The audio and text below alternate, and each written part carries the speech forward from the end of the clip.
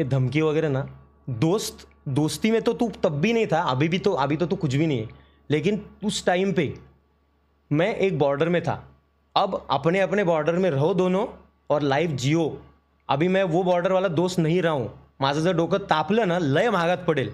तुम्ही असतील मॅटर केलेले तुमच्या लाईफमध्ये खूप, पण ते मॅटर म्हणजे तुम्ही मेन बॉस किंवा भाई नाही बनत। इकडे भाई बनायचं असेल तर सगळे बनू शकतात, एवढंच लक्षात ठेवतो। आणि तुम्हाला ना मी प्रेम केलं आहे, तुम्ही मला प्रेम नाही केलं आहे।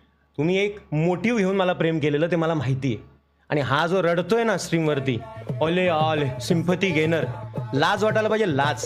हां, तू रडतो, तू दोस्तीच्या नावावर कलंक आहे। काय केलं रे तू या मॅटरमध्ये? जे पण काय मॅटर असतील दोस्तीचे, मी स्वतः कुत्र्यासारखे कॉल केलेले आदल्या दिवशी।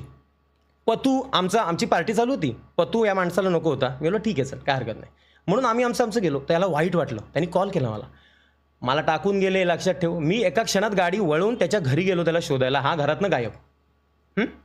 मी शोधतोय नाही भेटला। मग मी परत